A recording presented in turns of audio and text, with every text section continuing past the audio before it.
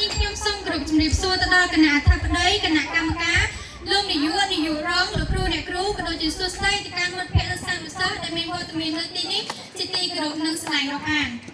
នេះខ្ញុំឈ្មោះកសុភាវត្តជាសិស្សរៀននៅថ្នាក់ទី 7B1 នៃវិទ្យាល័យហ៊ុនសែនព្រាហ្មណ៍ចក្រដែលជាកម្រងសាលារៀនចំនួនថ្មីហើយខ្ញុំក៏ជាសមាជិកម្នាក់នៅក្នុងក្លឹបអំណាចសិល្បៈល្បីៗប្រចាំឆ្នាំ 2024-2025 នេះផងដែរនៅក្នុងថ្ងៃនេះខ្ញុំពិតជាមានសេចក្តីសោកស្ដាយរីករាយយ៉ាងក្រៃលែងដែលបានឈានជើងចូលមកដល់ក្នុងវគ្គផ្នែកព្រួតនៃកម្មវិធីអំណាចហើយបានយកក្រុមនៅសិភៅចំនួន 2 ក្បាលយកមកធ្វើការបកស្រាយនៅក្នុងចំណោមសិភៅទាំង10របស់រូបនាងខ្ញុំដែលសិភៅទី1មានចំណងជើងថាដំណើរស្វែងរកខ្លួនឯងសិភៅនេះត្រូវបាននិពន្ធឡើងដោយកបុយឡាមលីមនៅក្នុងឆ្នាំ 2022 ហើយក៏ត្រូវបានបោះពុម្ពនៅក្នុងឆ្នាំ 2022 ផងដែរវាមានចំនួន235ទំព័រនិងមានមេតិកាសរុបចំនួន62មេតិកាដែលប្រធានរឿងនៃសិភៅនេះគឺគេចង់និយាយអំពីដំណើរឬក៏ការដើរឆ្ពោះទៅរកខ្លួនឯងហើយយើងបានយល់បានស្គាល់អំពីខ្លួនឯងឲ្យកាន់តែច្បាស់ថាយើងចូលចិត្តអីយើងមិនចូលចិត្តអីហើយនៅក្នុងសិភៅនេះខ្ញុំបានពេញចិត្តជាមួយនឹងមេតិកាចំនួន3មកធ្វើការបកស្រាយមេតិកាទី1តើអ្វីទៅជាជីវិតដោយយើងនឹងហៅថាជីវិតគឺជាកម្មសិទ្ធិនៃការរស់នៅដោយគ្មាននរណាម្នាក់អាចមកកំណត់ជីវិតឬជោគវាសនារបស់យើងបានឡើយចង់ឲ្យជីវិតរបស់យើងមានន័យចង់ឲ្យជីវិតរបស់យើងមានតម្លៃគឺយើងត្រូវមានទំនួលខុសត្រូវព្រោះការទទួលខុសត្រូវគឺវាពិតជាសំខាន់ខ្លាំងណាស់ក្នុងការរស់នៅប្រចាំថ្ងៃជាងនេះទៅទៀតអ្វីដែលយើងត្រូវខ្វល់ខ្វាយនោះគឺយើងត្រូវធ្វើជាមនុស្សល្អមានការប្រស័យតាក់ទងគ្នាល្អជាមួយនឹងមនុស្សជុំវិញខ្លួនមិនមានការបោះហក់បោកប្រាស់យកទ្រព្យសម្បត្តិរបស់អ្នកទៅនេះហើយគឺជាជីវិតមួយដែលសោកល្មមនឹងអាចរស់នៅបាន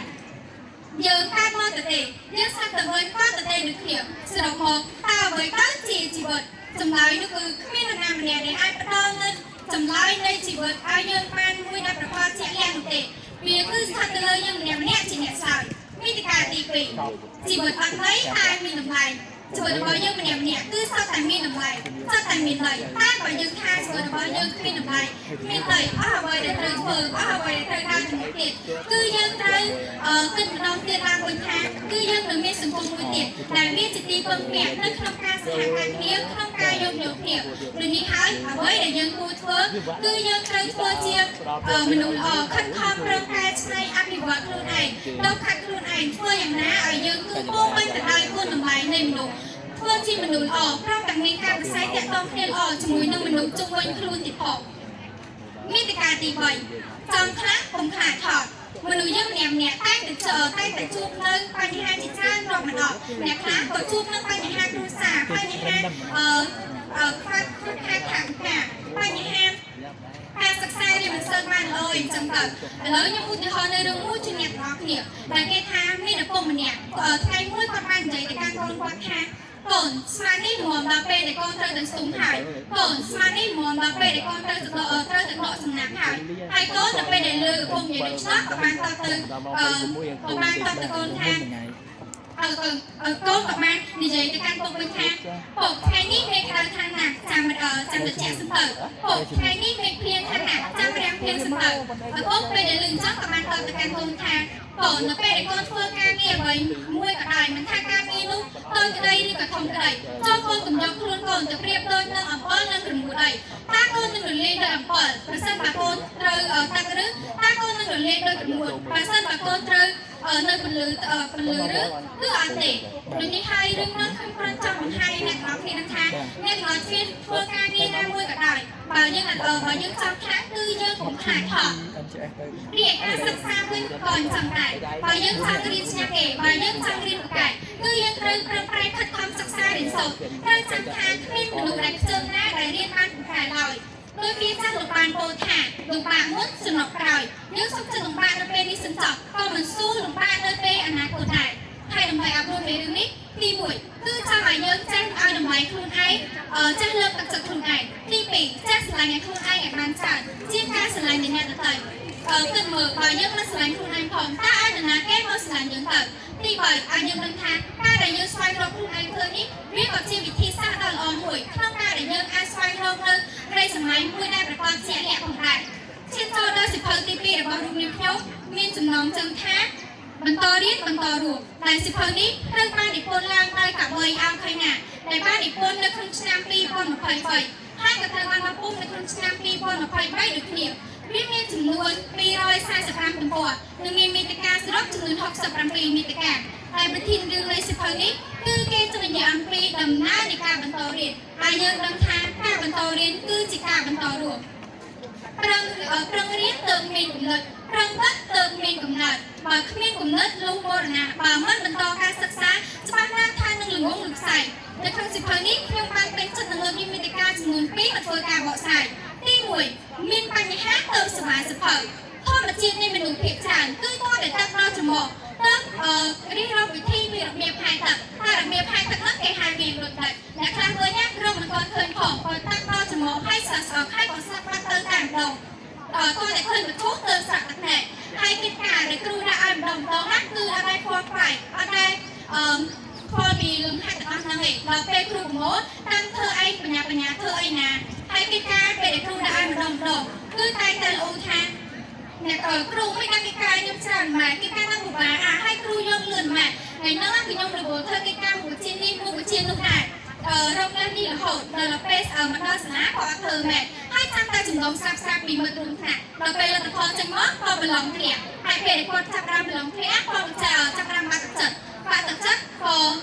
គិតថាអុយខ្មាស់គេខ្មាស់ចុះខ្មាស់ឡើងក៏ចាប់បានចេះកិច្ចសាលាគឺចាប់ពីឡើងក៏បបង់ការសិក្សាចាប់បាត់ហើយលទ្ធផលទាំងអស់នេះគឺវាបានមកពីសមត្ថភាពរបស់យើងតើសមត្ថភាពអីគឺសមត្ថភាពរអ៊ូសមត្ថភាពដែលយើងចេះខ្ជិលច្អងសមត្ថភាពរកលេខដល់សាររបស់យើងនេះឯងនេះណាវាមិនខុសពីពាក្យបុរាណដែលបានពោលថាគោបាត់ទៅធ្វើរបងពេលប្រឡងទៅខំរៀននោះទេកុំចាំដល់តែគោបាត់ទៅធ្វើរបងកុំចាំរហូតដល់តែពេលប្រឡងទៅខំរៀនកុំចាំរហូតដល់តែពេលដែលយើងឈឺទៅចេះស្វែងសុខភាពកុំចាំរហូតដល់មានបញ្ហាទៅចាប់កាន់សេវាសភៅនិយាយរួមគឺយើងកុំចាំរហូតដល់ហួសពេលទៅដឹងថាពេលវេលាមិនអាចត្រឡប់ថយក្រោយបានហើយមកអង្គុយយំស្ដាយក្រោយអីចូលដល់មាតិកាទី2រៀនមិនចាស់ឬក៏មិនចេះខំប្រឹងរៀនចង់រៀនចង់ចេះតែមិនប្រឹងរៀនចង់មានតែមិនប្រឹងរកអ្នកគាត់ចង់រៀនបកែតែគាត់តែចំណាយពេលវេលាអត់ប្រយោជន៍មើលទូរស័ព្ទជាការសិក្សាទៅទៀតហើយគាត់ក៏បង្កើតនៅទម្លាប់ដដែលអញ្ចឹងហើយក៏សម័យខាងនឹងទទួលបានលទ្ធផលល្អពីសកម្មភាពទាំងអស់នោះដោយនៅពេលខ្លះគាត់ក៏គិតថាការអ្នកដែលគាត់រៀនអ្នកដែលមិនយល់ពីហេតុផលគឺសិស្សដែលមិនយល់ពីហេតុផលគឺតែគិតថាតែបន្សល់នៅបញ្ហាជាច្រើនហើយសិស្សដែលសិស្សដែលយល់ពីបញ្ហាសិស្សដែលខិតខំសម្រាប់សិក្សាតែយល់ថាការសិក្សាគឺវាមានឬគោលល្បិចប៉ុន្តែផ្នែកការរបស់វាគឺឯងសិស្សដែលល្ងងតែលងនឹងលះដល់សាររីឯសិស្សដែលអត់ចាតែដឹងថាតើគេធ្វើរបៀបម៉េចតើគេធ្វើម៉េចទៅគេរៀនថាកម្មការដៃជន់ជាប់ដើម្បីដឹងថាអ្វីដែលអាចឬក៏មិនអាចគឺយើងទុកឲ្យសមត្ថភាពរបស់យើងគឺជាអ្នកសម្រេចហើយយើងកុំខ្វល់ពីលទ្ធផល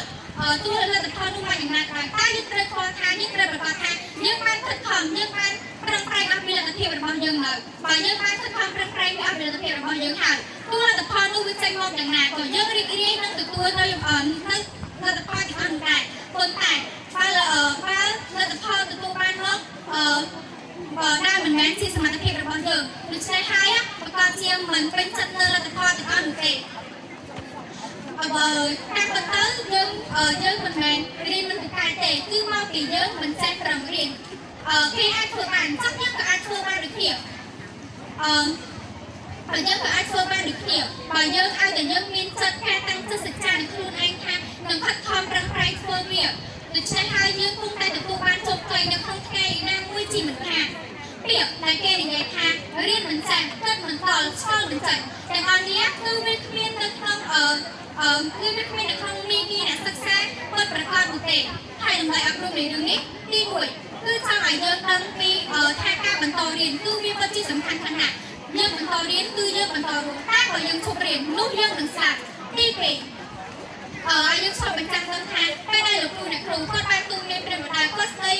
ប្រដៅឲ្យយើងគាត់ដាក់កិច្ចការយើងច្រើននេះគឺមិន ជាគាត់ចង់ឲ្យយើងអាក្រក់ឬក៏គាត់ធ្វើបាបយើងនោះទេទាំងអស់នេះគឺគាត់គ្រាន់តែចង់ឲ្យយើងមានចំណាក់គឺគាត់តែចង់ឲ្យយើងចាស់នឹងមានអនាគតល្អនៅក្នុងថ្ងៃមកនោះទេតែបើយើងបើលោកអ្នកគ្រូគាត់បានផ្ដល់នូវចំណេះវិជ្ជាឲ្យយើងថាយើងមិនចាប់យកចំណេះវិជ្ជាទាំងអស់នោះច្បាស់ហើយនៅក្នុងថ្ងៃអនាគតអ្នកនឹងលំបាកជាមិនខានត្រូវចាំថាយើងគឺជាអ្នកលំបាកមិនមែនលោកគ្រូអ្នកគ្រូមកលំបាកជាមួយយើងនោះទេទី3ហើយយើងដឹងថាការដែលស្មារតីនៃការខិតខំប្រឹងប្រែងរៀនសូត្រស្មារតីទាំងអស់ហ្នឹងគឺវានឹងនាំជាពន្លឺដែលជួយបំភ្លឺផ្លូវឲ្យយើងក្រុមគ្រួសារសង្គមជាតិទទួលបានរីកចម្រើននៅក្នុងថ្ងៃអនាគតជាមិនខានហើយការបកស្រាយរបស់រូបខ្ញុំក៏បានដល់ទីបញ្ចប់ខ្ញុំសូមអរគុណដល់អ្នកទាំងអស់គ្នាដែលបានស្ដាប់រូបនាងខ្ញុំបកស្រាយតាំងពីដើមរហូតដល់ចប់ខ្ញុំសូមជូនពរអ្នកទាំងអស់គ្នាជួបតែពរទាំង4ប្រការគឺអាយុវណ្ណៈសុខៈពលៈកុំបីគ្នាទៀតឡើយសូមអរគុណសូមអរគុណដល់សុភារតសម្រាប់ការបកស្រាយបានយ៉ាងក្បោះក្បាយនិងប្រកបដោយអត្ថន័យជាបន្តសូមអញ្ជើញលោកគ្រូសូមគោរពអញ្ជើញលោកគ្រូថៃធីរិតផ្ដល់ជាការសួរសំណួរមកកាន់បេក្ខជនសូមគោរពអញ្ជើញបាទអរគុណអ្នកសម្របសម្រួលកម្មវិធីហើយអរគុណបងស្រីភិរតហើយគឺគុណអានសភៅពីក្បាលម្នាក់ណាគឺដំណើរស្វែងរកខ្លួនឯងហើយបន្តរៀនបន្តរស់អញ្ចឹងតាមរយៈសភៅពីក្បាលនេះសភៅមួយក្បាលនៅលោកចាប់អារម្មណ៍ហើយក៏ត្រូវសួរទៅបងដែរមានន័យថាដំណើរស្វែងរកខ្លួនឯងអញ្ចឹងគោលបានលើកឡើងពី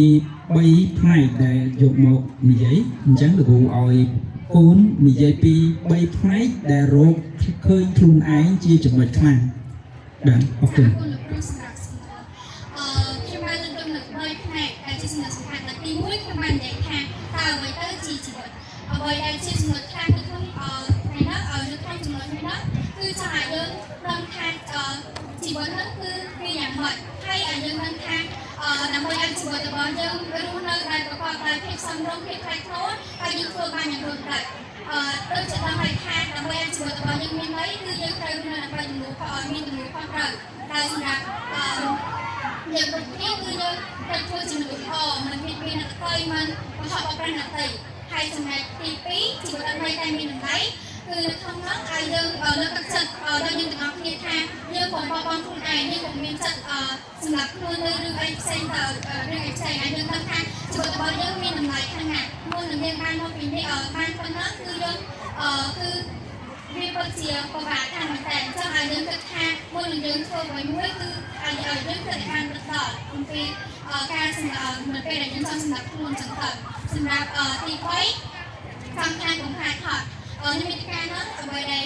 ខាងនោះដែលចង់ខ្ញុំបកស្រាយគឺវាបានឆ្លុះបញ្ចាំងឲ្យខ្ញុំដឹងថា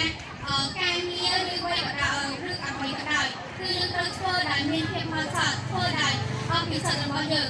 កុំខ្លាចថតកុំខ្លាចថតអីហើយលទ្ធផលមកយ៉ាងណាក៏ខ្ញុំនៅតែសប្បាយចិត្តដែរពីព្រោះតែវាគឺជាសមត្ថភាពរបស់ខ្ញុំ